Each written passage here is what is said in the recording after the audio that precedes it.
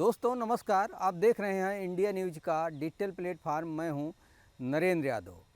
देश में रोजगार गारंटी को लेकर सरकार आगे बढ़ चुकी है।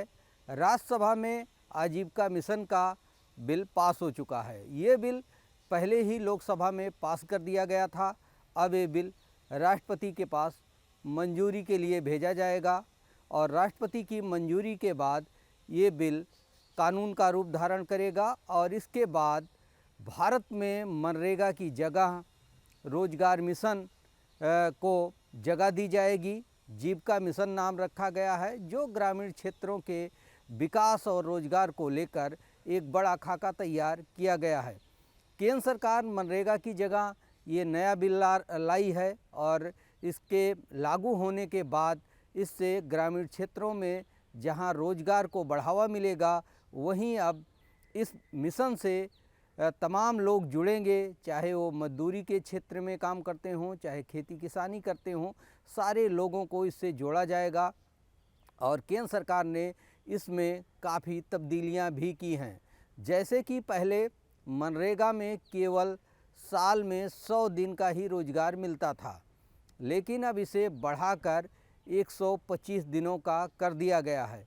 इससे रोजगार पाने वालों की, यानी कि काम करने वालों की, जो तमाम परियोजनाओं में काम करेंगे, उनके दिनों की संख्या बढ़ेगी तो उनकी इनकम भी बढ़ेगी। साथ ही इसको लेकर के इसका विस्तारीकरण भी किया गया है। तमाम जो पाबंदियां थीं उसको हटाया गया है।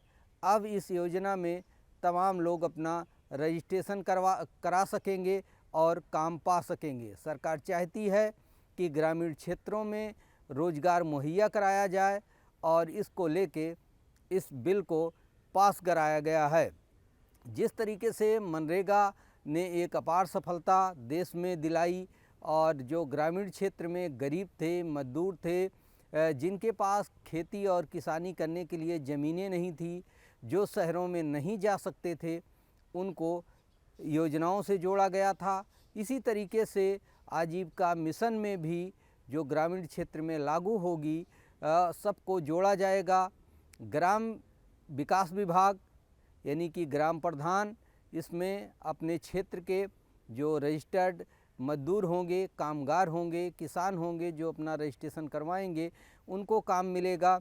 साथ ही ब्लॉक स्तर पर जो काम होंगे उसमें भी इनकी सहभागिता रहेगी। कुल मिला के कहा जा सकता है कि सरकार की जो योजनाएं होंगी उसमें इनकी भागीदारी रहेगी। जो रजिस्टर्ड मजदूर रहेंगे उनको रोज़गार के लिए आमंत्रित किया जाएगा।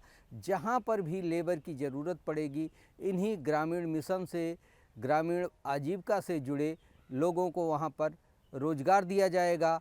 तो निश्चित तौर पर पलायन की जो एक बड़ी समस्या है उस पर भी उत्तर प्रदेश और बिहार में रोक लगेगी, क्योंकि देश में बड़ी संख्या में जो मजदूर पलायन करते हैं, रोजी रोजगार के लिए बाहर जाते हैं, काम की तलाश में बाहर जाते हैं, उसमें सबसे बड़ी संख्या बिहार और उत्तर प्रदेश की होती है।